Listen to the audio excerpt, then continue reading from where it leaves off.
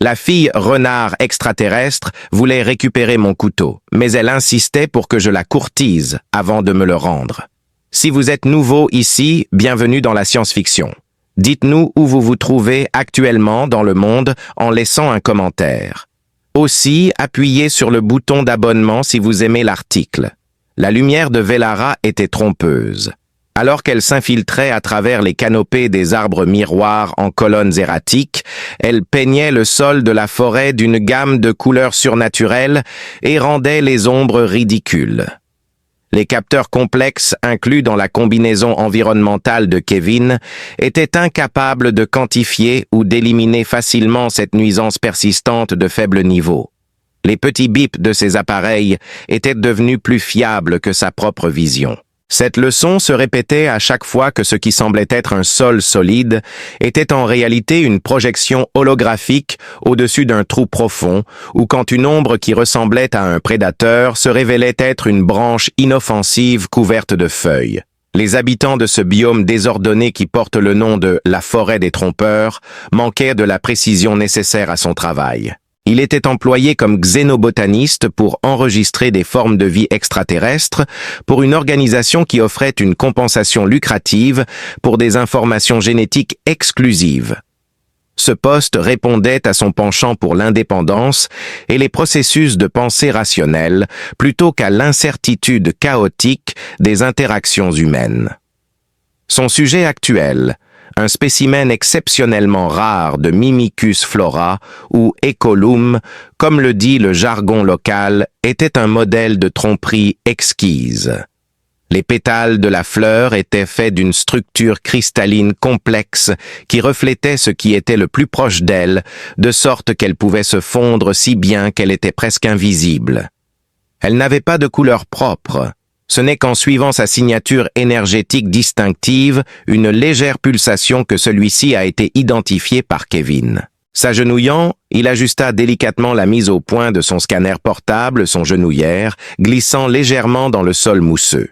La technologie cartographiait la structure cellulaire de l'écolome et analysait ses schémas d'absorption d'énergie en projetant une douce grille bleue à travers celui-ci.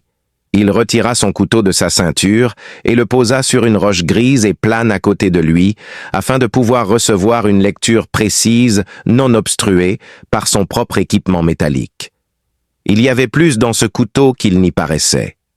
Un ami fidèle tout au long de son service militaire et de sa profession, cette pièce forgée sur mesure en alliage d'acier à haute teneur en carbone était une extension de sa volonté. Il l'avait protégé des animaux dangereux sur 12 mondes, lui avait fourni un endroit pour méditer pendant les longues heures entre les planètes et avait creusé des abris pour lui.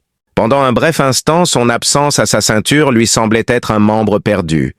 La sensation de son poids dans sa paume était aussi familière que son propre pouls. Il était absorbé par le flux de données du scanner fixant la représentation holographique des chaînes de protéines compliquées qu'il n'a pas vu le mouvement fugace, juste au-delà de son champ de vision. Un esprit entraîné pouvait facilement ignorer la moindre perturbation comme une feuille flottant dans la brise car la forêt était toujours en mouvement de manière aléatoire. La dure réalité de la situation ne le frappa que lorsque le scanner termina son cycle et qu'il instinctivement chercha son couteau sans regarder. La surface froide et rugueuse du granit était tout ce que ses doigts touchaient. Une décharge d'adrénaline glaciale a traversé sa concentration sereine. Kevin s'accroupit en douceur, tandis que sa tête se redressait et que ses yeux scannaient la scène avec une précision entraînée. La forêt était silencieuse, mais d'un silence qui vous hérisse la peau, le genre qui observe et attend. Puis, juste devant lui, il aperçut une lueur de fourrure orange-rouille contre l'écorce brillante d'une branche tordue. Une silhouette qui n'était pas là une seconde auparavant était maintenant assise avec une grâce presque sans effort sur la branche, et il suivit la couleur jusqu'à elle. Son pelage court et épais de fourrure couleur rouille, et ses 3 longues queues touffues, chacune terminée par une pointe blanche éclatante, se balançaient paresseusement derrière elle, lui donnant une apparence humanoïde, bien que ses traits extraterrestres soient clairement visibles. Ses énormes oreilles expressives frémissaient à sa manière, et son visage était vulpin avec un nez pointu et des yeux ambrés perçants. De plus, son couteau reposait délicatement sur le bout de son doigt à la griffe noire. Une lumière trompeuse captée et fracturée par son acier brillant.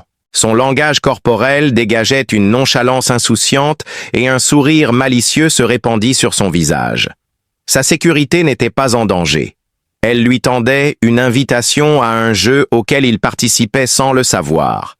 Kevin dit avec colère « Ce n'est pas à toi », sa voix ne trahissant aucune once de compromis. Son esprit était déjà occupé à calculer des trajectoires, à mesurer sa posture et à passer en revue les procédures de combat, alors qu'il se redressait prudemment à toute sa hauteur, s'assurant que ses actions étaient méthodiques et non menaçantes.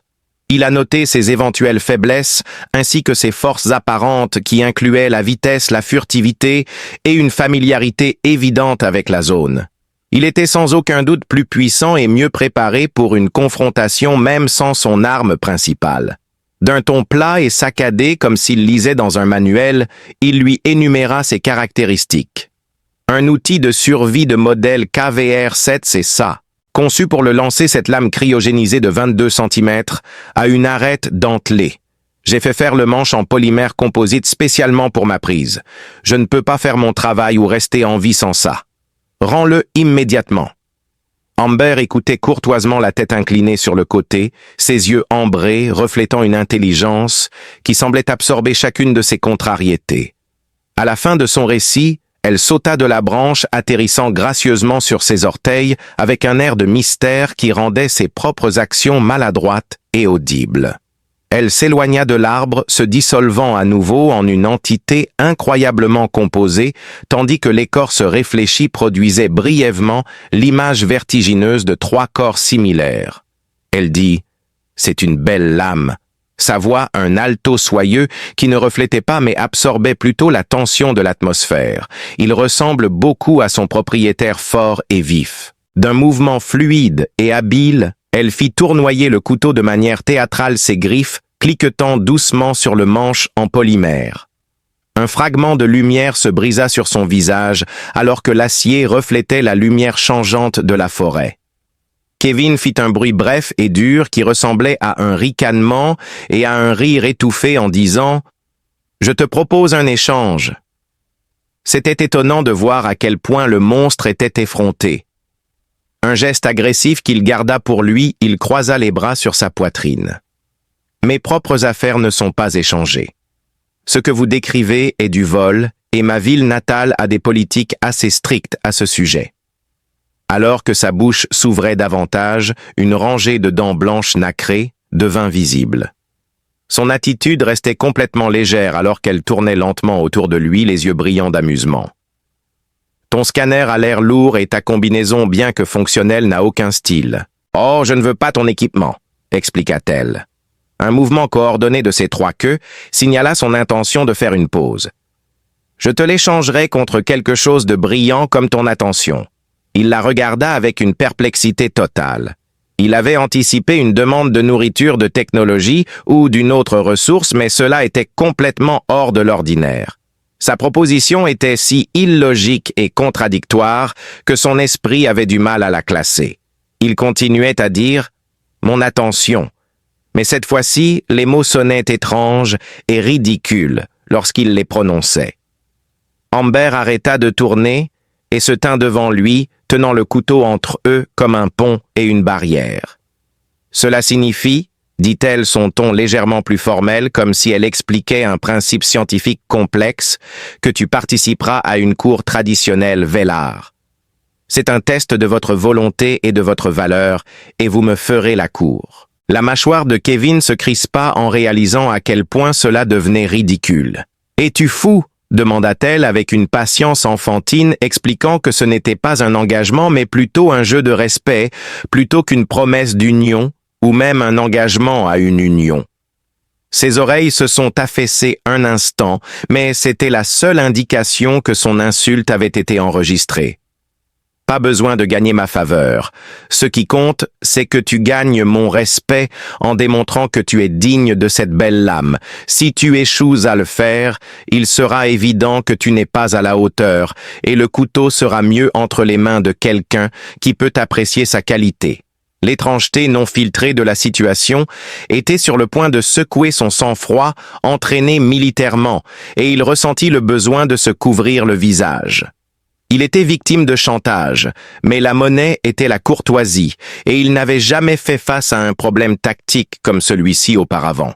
Il pouvait essayer de prendre le couteau par la force, mais elle était rapide.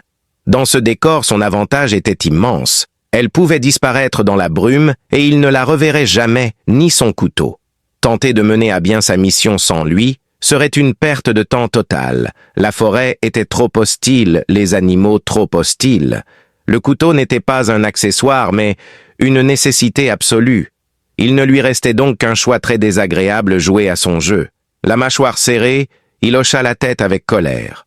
« Très bien !» avala-t-il le mot ayant un goût de cendre dans sa bouche. « Très bien, je jouerai à ton jeu ridicule !» dit-il, son regard passant de son visage rusé et provocateur au couteau qu'elle tenait nonchalamment.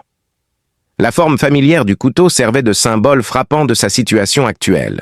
« Je te poursuivrai. » Son sourire était encore plus éclatant qu'avant, et il y avait une lueur de triomphe dans ses yeux ambrés alors qu'elle agitait ses trois queues en signe de victoire. « Génial !» ronronna-t-elle, sa voix aussi légère et enjouée qu'avant. « Le premier défi peut commencer tout de suite. Offworlder, j'espère que tu comprends vite. » Elle s'éloigna d'un bond, sa queue orange contrastant avec les verts et les argents changeants, et il fut laissé seul face à la fleur d'écho. La fleur reflétait maintenant sa propre expression ennuyée, légèrement charmée et complètement confuse, et le rebond exaspérant de ses trois queues à pointe blanche lui rappelait continuellement sa position précaire. D'un pas lourd, Kevin se frayait un chemin à travers les bois aux écorces argentées, son humeur aussi mauvaise que la boue sulfureuse. De temps en temps, les capteurs environnementaux de sa combinaison l'avertissaient de ne pas s'approcher des fosses dangereuses. Amber, sa ravisseuse et prétendante autoproclamée, sautillait à travers le paysage déroutant comme si c'était une seconde nature. Sa forme rouille orangée brillait d'une confiance frustrante dans la lumière imprévisible et elle ne mettait jamais le pied au mauvais endroit. Ses pieds griffus agrippèrent des surfaces que ses yeux lui indiquaient comme instables tandis qu'il se fiait au bourdonnement incessant de sa technologie pour se maintenir debout. Toutes les quelques minutes, elle se retournait une lueur malicieuse dans ses yeux ambrés pour s'assurer qu'il était toujours attentif, une taquinerie subtile qui l'irritait au plus haut point. Tout au long de sa carrière, il s'était consacré à conquérir des environnements hostiles par le raisonnement, la planification et de meilleurs outils. Maintenant, cependant, il se retrouvait piégé par une entité qui considérait les lois de la physique comme des recommandations amicales. La forêt semblait travailler en tandem avec elle, avec ses arbres miroirs, reflétant des reflets déformés de lui-même. Debout entre deux Kevin, l'un plus petit et plus large, l'autre plus grand et incroyablement mince, comme pour le narguer, il garda le silence, économisant son énergie et ravalant sa fierté, considérant le voyage comme le début du défi. Il savait que ce serait une épreuve de patience et d'endurance, mais il était déterminé à la surmonter par une volonté pure et obstinée.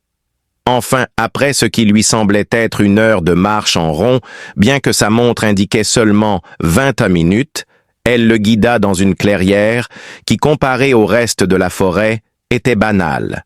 C'était une cuvette peu profonde dans le paysage, un bosquet où l'air lui-même scintillait et vibrait comme la brume de chaleur s'élevant du sol d'un désert, mais sur sa peau il se sentait frais et électrique. Une lumière douce et diffuse imprégnait la pièce, dont l'origine restait un mystère. Le sol était un patchwork désordonné de ce qui semblait être de la terre solide et mousseuse, des flaques de lumière scintillantes et des zones d'obscurité complète englouties par la lumière. Au cœur même de cette arène déconcertante se dressait un arbre ancien solitaire, son écorce de la couleur de l'obsidienne polie et ses branches chargées de galets illuminés de la taille de poing. Le premier défi, dit Amber, sa voix ronronnante perçant le murmure silencieux du bois. Une épreuve d'essence. Au bord du bosquet, ses trois queues firent un bruissement synchronisé de présentation. Une pierre solaire est perchée sur la plus haute branche de l'arbre de l'obscurité en plein milieu de cette forêt. Il est impératif que vous la trouviez et me la rapportiez. Le chemin n'est pas ce qu'il semble être. Ce qui semble solide peut être une illusion et ce qui semble vide peut être réel. Tu dois trouver ton chemin. D'un doigt pointé, elle indiqua la plus brillante des pierres lumineuses nichées près du sommet de l'arbre. Kevin sentit une vague de confiance, un soulagement bienvenu après la frustration qui s'accumulait en lui. Il savait qu'il pouvait résoudre ce problème. Les paramètres opérationnels de son compad monté au poignet étaient parfaitement adaptés à un labyrinthe, un parcours d'obstacles physiques basé sur la tromperie sensorielle. « Une épreuve d'essence, dites-vous » murmura-t-il, un sourire touchant ses lèvres pour la première fois ce jour-là. Mes sens sont plus aiguisés que vous ne le pensez. Avec cela, l'appareil s'anima avec une cascade de lecture. Avec le lidar de cartographie du terrain, le radar de pénétration du sol et la superposition d'imagerie thermique activée sur sa visière, un modèle tridimensionnel de la forêt a commencé à apparaître dans le coin de son œil. Des lignes bleues froides délimitaient le sol solide, des zones rouges indiquaient le danger, et des marqueurs jaunes mettaient en évidence la signature énergétique de la pierre solaire. L'air scintillait et les fausses déleucories étaient mises en évidence. C'était un homme de science et de technologie et la magie de ce monde n'était rien de plus qu'une collection de phénomènes environnementaux qu'il n'avait pas encore classifiés. Avec un hochement de tête assuré, il entra dans le bosquet, le regard fixé sur le chemin droit et étroit indiqué par ses instruments.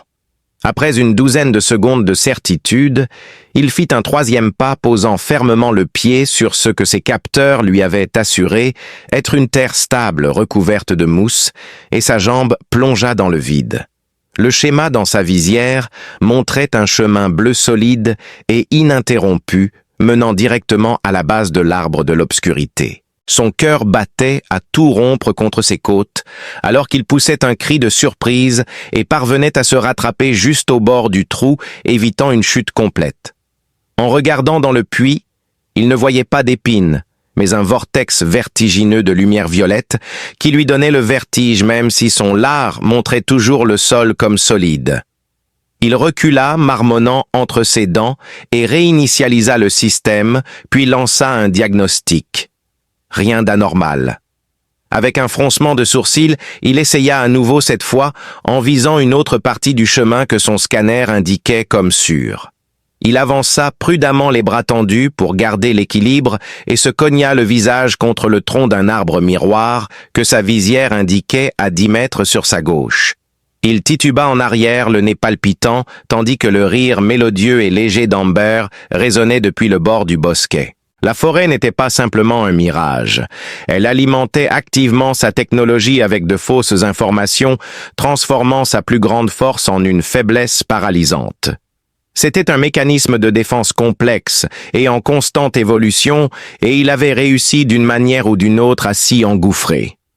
La colère se transforma en frustration lorsqu'il tenta de contourner les systèmes et de se fier aux données visuelles brutes. Cependant, sa vision était encore moins fiable. Ce qui semblait être de petites flaques de lumière se révéla être de profonds gouffres, et les taches d'obscurité qui semblaient être des fosses étaient en réalité des pierres solides et immobiles. Il trébucha et tomba. Il échoua lamentablement. Ses outils, la logique et l'ordre qui avaient guidé toute sa vie étaient devenus inutiles, alors qu'il perdait une minute entière à essayer de traverser un mur de lumière scintillante qui semblait aussi solide que du plastil. Il se ridiculisait, échouant lamentablement, et son ravisseur se moquait de lui. Finalement humilié et épuisé, il se retira à l'orée du bosquet et s'effondra sur un rocher solide, passant une main sur son visage.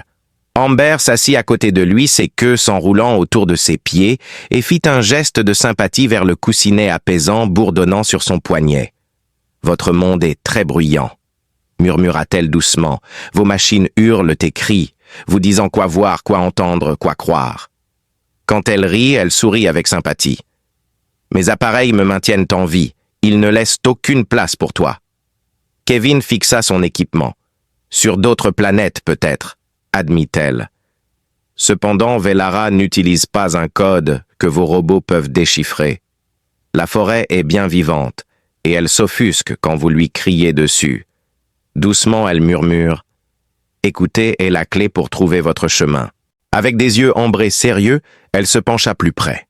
Sa voix était douce lorsqu'elle ordonna gentiment à l'extraterrestre de fermer les yeux.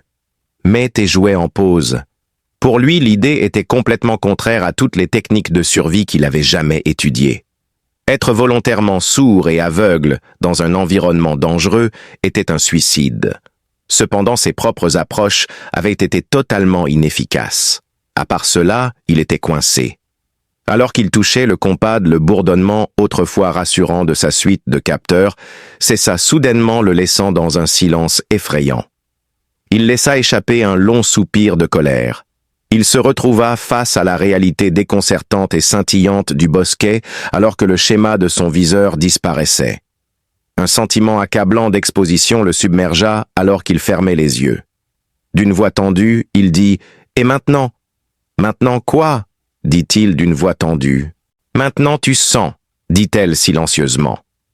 L'air d'un chemin véritable est distinct de celui d'un mirage. Plus chaud et plus lourd.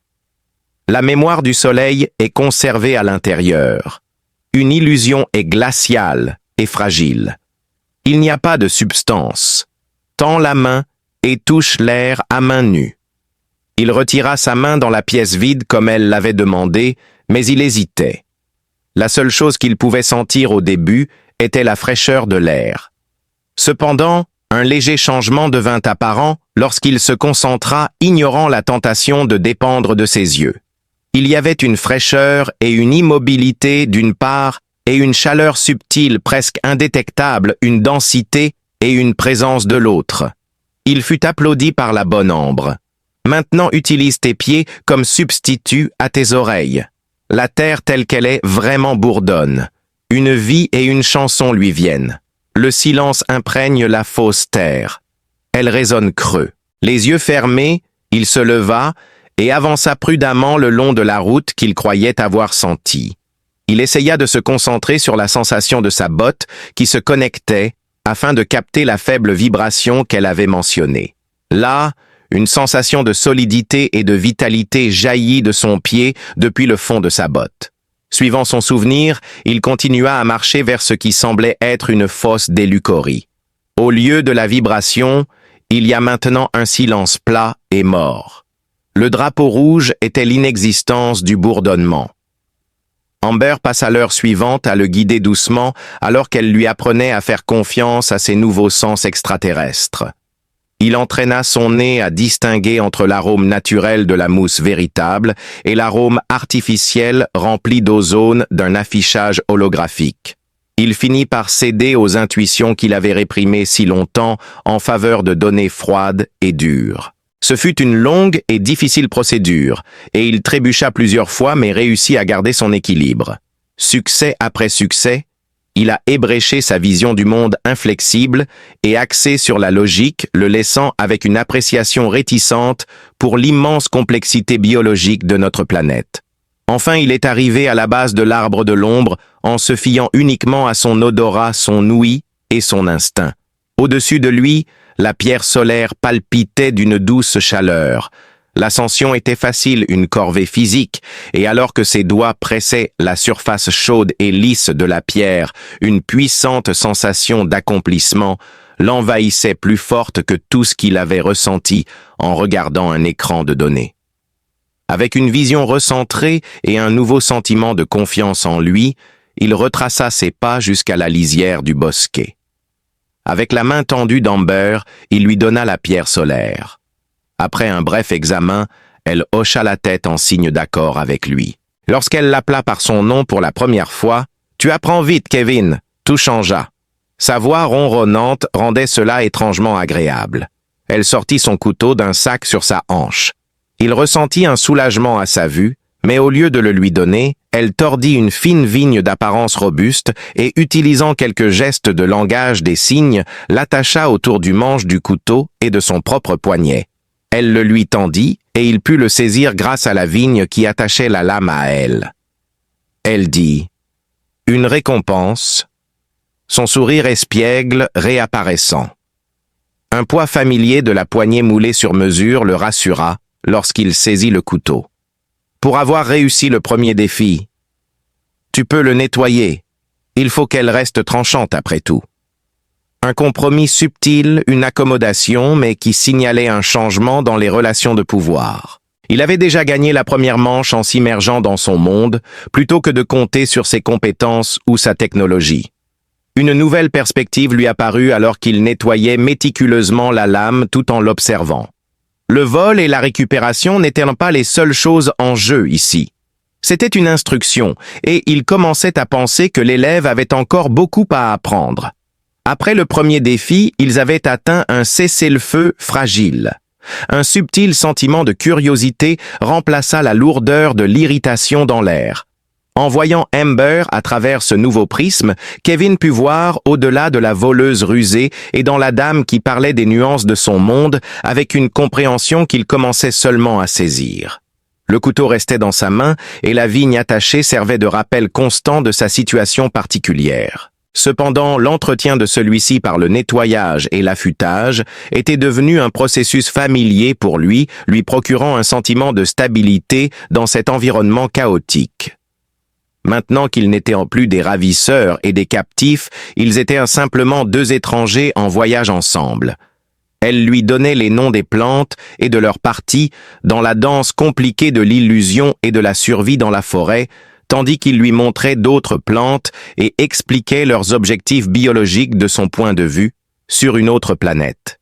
Avec la praticité militaire habituelle, il a mis de côté les informations qu'il avait découvertes, un champignon veste de loup poussant dans les courbures des arbres miroirs, hochant ses spores reproductives très volatiles. Sa compréhension scientifique et sa compréhension magique étaient entrelacées par leur compréhension mutuelle, et il était étonné de découvrir qu'ils utilisaient souvent seulement une terminologie différente pour décrire les mêmes principes sous-jacents. Le bois qui les entourait s'anima, détruisant complètement le sentiment de sérénité prudente que Kevin avait ressenti depuis son arrivée, qui avait été remplacé par un air plus léger et une meilleure coordination des pas. Une convergence rapide et dramatique se produisit plutôt qu'une transition graduelle.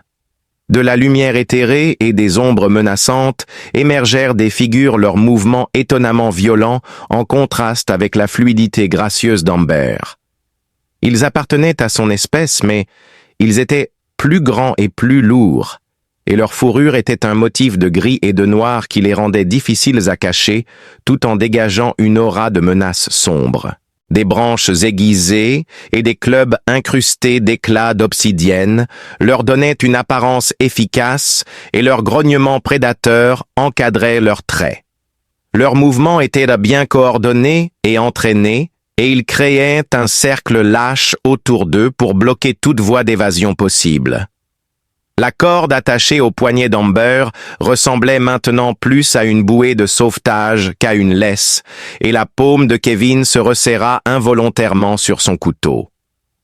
Un grand mâle hirsute, avec une fourrure marquée et tachetée, se tenait grand et fier à l'avant de la meute, sans aucun doute le chef. Ses yeux ambrés manquaient de l'intelligence lumineuse souvent associée à cette couleur. Il brandissait une hache lourde et pointue, un signe de profond mépris, non pas envers Kevin, mais directement vers Amber. Un rire grave et peu amusant émanait du chef dont le nom Kevin allait découvrir était Cale. « Regardez ce que la lumière changeante a apporté », dit-il avec un grognement rauque. Loin de chez elle, la petite Amber joue à des jeux. De plus, tu as acquis un nouveau compagnon, une peau soyeuse. Peux-tu l'utiliser pour faire des tours, l'être espiègle et insouciant? qui l'avait guidé à travers le test sensoriel, a soudainement disparu, remplacé par quelque chose de glacial, menaçant et complètement sauvage. Un grognement profond retentit dans la poitrine d'Amber, plus effrayant que le rire moqueur de Carl. Et elle redressa le dos, les oreilles plaquées contre la tête. Au lieu de remuer avec un enthousiasme expressif, ses trois queues se dressèrent rigidement, leurs pointes blanches comme des drapeaux de prudence. Avec une prise plus ferme sur la vigne qui les liait, elle ajusta sa position, prenant une posture clairement défensive, juste devant Kevin. C'était fini pour le jeu de séduction. Ce n'était ni un examen, ni un parcours d'obstacles. Kevin sentit la révélation lui glacer l'estomac. C'était une menace mortelle. Alors que ses pensées reconnaissaient immédiatement le regard venimeux de Cale et la brutalité nonchalante des autres dents grimaçantes, il réalisa qu'il n'était pas là pour converser. Réactivé depuis l'oubli, son entraînement militaire traversa ses pensées. Il ne montra aucune hésitation ni aucun doute quant à son attitude protectrice. Dans une posture défensive conventionnelle à deux personnes, il se déplaça sur le côté pour l'imiter, et il se tenait dos à dos. L'énergie nouée émanant de son corps et la tension dans ses épaules lui étaient palpables. Tenir les quelques mètres de terrain qu'ils occupaient était devenu leur seul objectif, alors que leur monde d'expériences partagées se rétrécissait autour d'eux. Alors quel est le jeu? D'une voix calme et tranquille, il murmurait des ordres aux agresseurs, notant leurs emplacements, leurs armements et leur vulnérabilité. Amber répliqua en grognant sa voix tendue de rage, et le but était de leur faire regretter d'être nés. À son signal brisé à gauche, utilisez les illusions. Marc, je charge Cale, hurla-t-il, avant d'avoir eu le temps de comprendre pleinement l'ordre. Sa meute suivit son exemple. Kevin, qui faisait confiance à la parole d'Amber malgré ses actions contradictoires, se dirigea promptement vers la gauche, comme indiqué, attirant l'attention de trois crocs sinistres. Le cri d'Amber sema le chaos dans le monde, mais elle ne se dirigea pas vers la gauche. Au lieu de cela, elle explosa en avant dans un flou de fureur rouillée, chargeant directement le chef qui avançait. Kevin se baissa, roula, et frappa de son poing la base de l'arbre miroir, le plus proche, touchant le groupe de champignons à spores volatiles. C'était une erreur de calcul fatale, mais il réussit à les éloigner de la mêlée principale et vers le groupe de champignons qu'il avait noté plus tôt. Ils le suivirent avec une confiance grognante, le voyant comme une proie plus faible et désarmée. Les trois dents sombres furent envoyées valser en arrière, confuses et momentanément aveuglées, leurs grognements se transformant en cris d'agonie et de désarroi, lorsqu'un nuage de spores explosa à l'impact, avec l'air produisant un éclair aveuglant et une détonation assourdissante. Pendant la brève pause, Kevin eut l'occasion d'observer la bataille principale, et ce qu'il vit l'étonna. Amber était une tornade de mouvements, un derviche violent et contrôlé. Elle ne traitait pas son couteau comme une lame, mais plutôt comme une extension de son propre corps, son tranchant givré, un arc argenté de mort, dans la lumière tumultueuse. Ce qu'elle faisait était plus que simplement se battre. Elle utilisait la tromperie inhérente de la forêt comme une arme. Elle se jetait sur un assaillant, mais les arbres miroirs reflétaient son image dans trois directions différentes, faisant hésiter ses ennemis avant d'attaquer des fantômes. Elle disparaissait dans une ombre, puis réapparaissait sur le flanc d'un ennemi couteau à la main, avec une précision chirurgicale, avant de se dissoudre à nouveau dans la lumière. Toute cette épreuve, le vol de son couteau, les défis atroces, tout cela était un test, mais pas celui qu'il avait anticipé. Elle était une combattante féroce, aussi habile et mortelle que n'importe quel soldat avec lequel il avait servi. Sa férocité découlait de son désir désespéré de le protéger. La réalisation le frappa comme un coup physique. Secouant son admiration, Kevin se réengagea, son esprit désormais pleinement en phase avec le rythme de la bataille.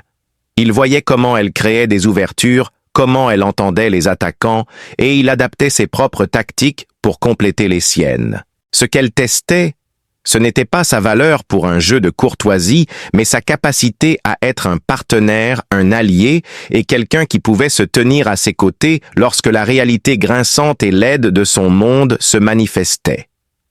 Alors qu'elle était une tornade de combat rapprochés, il prit le contrôle du champ de bataille, utilisant sa connaissance topographique pour tendre des pièges comme lancer des roches détachées pour créer des trébuchements et utiliser les réflexions confuses pour attirer les crocs sinistres dans des zones épineuses de flore. Il était désarmé, mais il était très attentif à son environnement. Kevin saisit une lourde branche tombée et se jeta non pas sur l'assaillant, mais sur un arbre miroir voisin, frappant la branche contre l'écorce argentée de toutes ses forces. L'arbre resta indemne, mais l'impact envoya une vague désorientante de lumière déformée et de son ondulant à travers la clairière. Alors que ses sens étaient submergés, le croc sinistre vacilla se tenant la tête. Amber profita de ce bref moment pour se faufiler sous sa garde et l'incapaciter avec une frappe précise à la jambe avec le plat de la lame du couteau.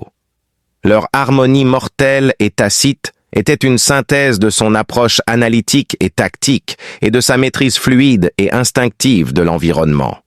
Cale, serrant une profonde entaille dans son bras, lança une dernière malédiction à Amber avant de signaler une retraite complète.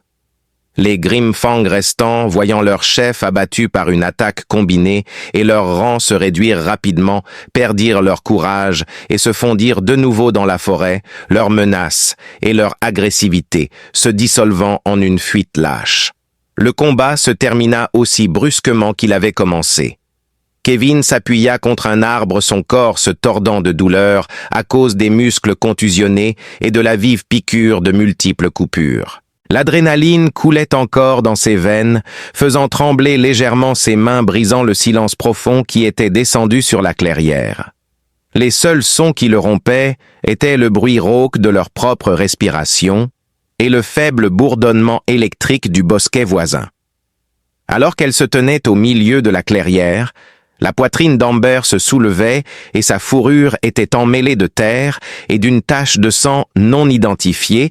Elle le fixait de ses yeux ambrés qui étaient grands et intenses, dépourvus de toute malice ou artifice, et sa prise sur son couteau restait ferme. La liane qui les reliait formait un lien net et tangible dans le calme qui suivait. Il y voyait non pas une voleuse ou une farceuse, mais une défenseuse intrépide qui était prête à affronter des obstacles insurmontables pour son bénéfice. Il savait aussi qu'elle avait reconnu quelque chose en lui. Pas seulement un extraterrestre maladroit, mais un soldat avec des réflexes rapides et une compagnie fiable quand les enjeux étaient élevés. Elle s'approcha de lui en silence libéré et d'un coup de griffe coupa la liane qui avait lié son couteau à son poignet. Elle retourna ensuite le couteau et le lui présenta la poignée en avant. À ce moment-là, le jeu était terminé. Il le saisit, sentant son poids familier et la présence solide et réconfortante qu'il avait toujours procurée. Cependant, alors que ses doigts se refermaient pour le saisir, il s'abstint de le retirer. Comme un témoignage muet du nouveau lien indissoluble qu'ils avaient forgé dans la chaleur de la bataille, il posa sa paume sur la sienne. L'adrénaline de la lutte s'estompait, laissant derrière elle la douleur sourde des muscles contusionnés et la protestation aiguë et brûlante des minuscules blessures.